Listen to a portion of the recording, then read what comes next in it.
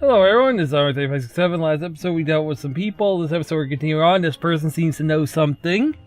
Excuse me, could we talk? Ah, he seems to be deaf. Do you know sign language? That's the problem. How can we talk with someone who's deaf? This is Alicemare, and while this episode we're supposed to figure out what we're going to do with him, but there's a problem. He's deaf and can't hear us. And we can't talk to him by sign language. I see, with a paper and pen, I guess we can write things to each other. So, oh, what is it? A pen? Sure. I don't need it anymore. I don't have any paper. One of my sisters might. Oh, what to do? Let's get the paper from somewhere else.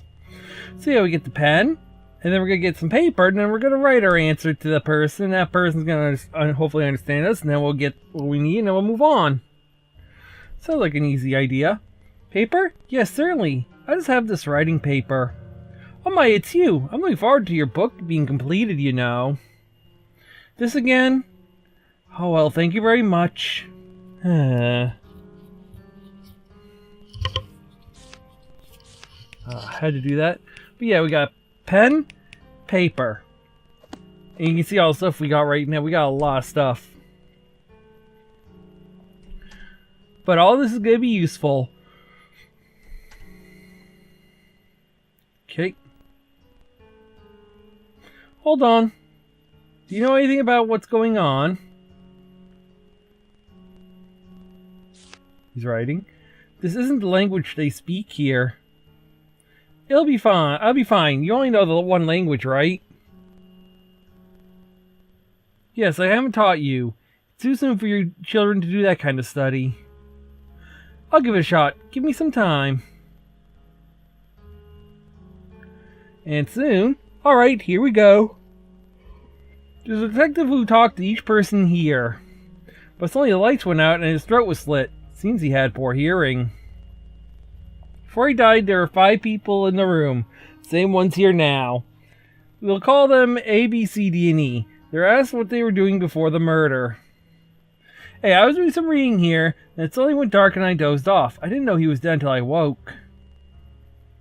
B, he was murdered? Really? He wasn't a bad guy, though, to stab him with a knife like that. I just want to play outside. I was just here for some tools. I don't know anything about him.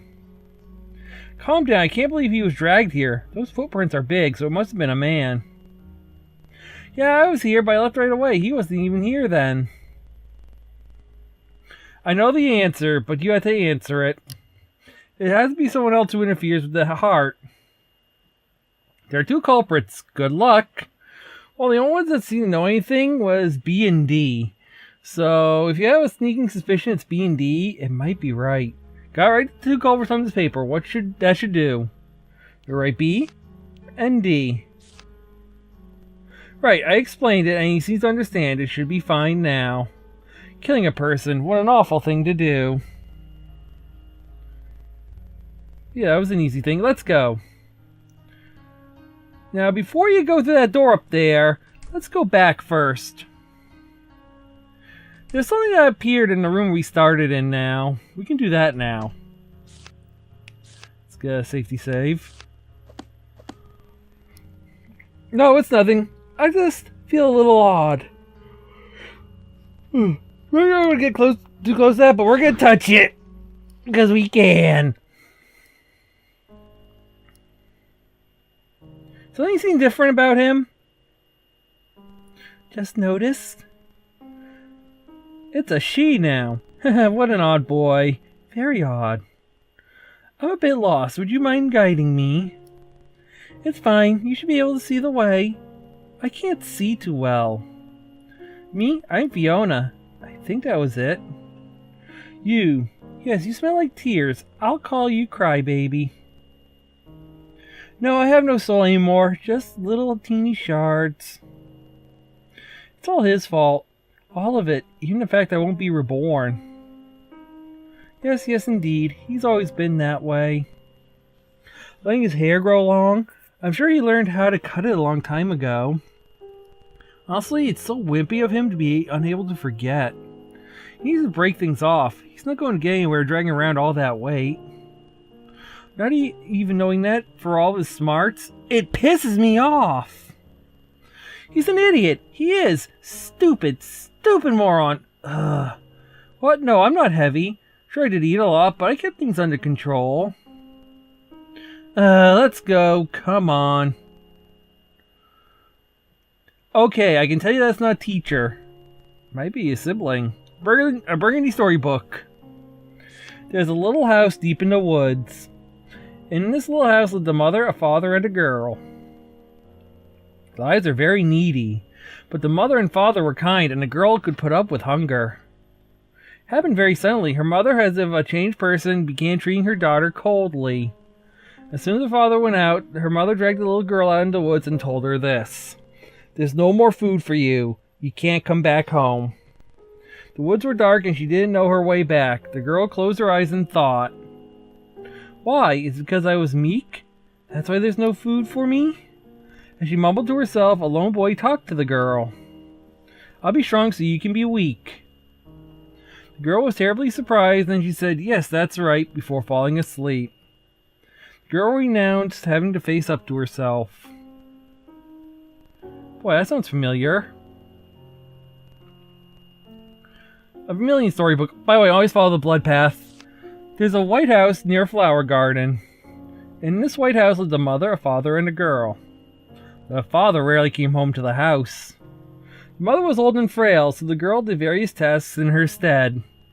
One day on an errand, the girl broke a promise with her mother and picked flowers in the garden. The girl went to her grandmother's house with a kind person she met there. After the girl fetched some medicine, she returned to her grandmother's room to find that she'd been eaten by a wolf. The girl was terribly scared and could not move from the spot. Then the wolf drew near her. The moment the wolf reached for the girl, the wolf was cut in twain. Behind the wolf stood her father, wielding an axe. The girl trembled at the sight of the slaughtered wolf and her red-stained father. Afterward, the girl ran all the way back home and locked herself in her room. There was the voice of her father. There was the voice of the girl, too. Father killed a person, but isn't it me who's most to blame? Was that father? Was it a person? The more she thought about it, the more the scene became jumbled in her head, so she decided not to think about it. The girl renounced having to acknowledge anything. My headset's flying off my ear. Turquoise. There's a large house in a large city. In this large house lived a mother, a father, a boy, the boy's brother and sister, and many other people. The boy had many things forced upon him, and he grew tired of it all. He found fun in sneaking out of his large house to adventure outside, then telling his mother of his escapades. Many of the stories were lies, but his mother delighted at them and patted him on the head. Oh boy. One day, lightning struck and father's castle was ruined. The castle crumbled, there was no money left, and the last time the boy saw his father, he was floating in midair. The boy informed his mother, but his mother said this. What are you saying at a time like this? We're all very exhausted right now. Don't tell me such lies again. Uh-oh. The boy tried to lead his mother to father again and again, but she let go of his hand every time. After some time, the boy's brother and sister led their mother toward where her father was. When I say it, you say it's a lie. Why? Is it because they have something and I have nothing? Did you know they were all lies before? Is it okay if you don't know they're lies? The boy renounced having to improve himself. Oh boy. I have a feeling I know who this is.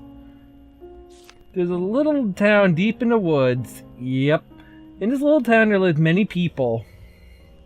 They all lived healthy lives without sickness, but it struck suddenly one stormy night. A curse was laid on the forest. Many victims of the curse died every day.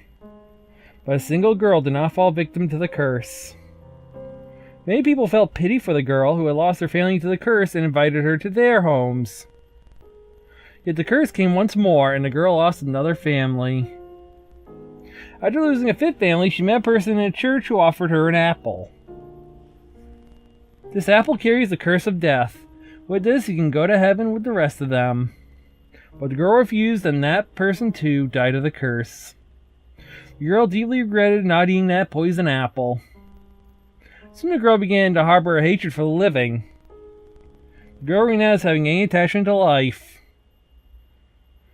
Yep, that was the 4 kids that we live with. The smell. There are books here. Then, maybe this is what that library we used to go to. We loved it. All gone now, though. What a useless kid. Do you see a white notebook anywhere? If you do, tell me. What is it? Is that what you heard? Yes, if it were a dream, that would hurt your heart so. Well, that wouldn't hurt your heart so. Maybe this place is more like what you'd call heaven or hell. There must be a simple reason why you've come here. Probably because you've lost XXXX. Cat? You mean the one with the smarmy laugh? I wonder if he's the one I know. What, did you believe everything that cat said? The words of a demon who treats people's sorrows as his feasts. How could you believe something you've never even seen or experienced? Maybe because you can believe because you have no clue. Huh, how strange. Liars are everywhere, the world can hardly contain them all. And gullible people, also everywhere. But it's only the gullible ones who get hurt. Maybe God's just a sadist. Just kidding. I love the smell of books. Why do I have a bad feeling? Now, I put a note that's somewhere around here. Oh, right here. Found it? Good. Will you show it to me? Yes, it's blank. It's always been blank ever since then. No, it's okay. I just wanted to check.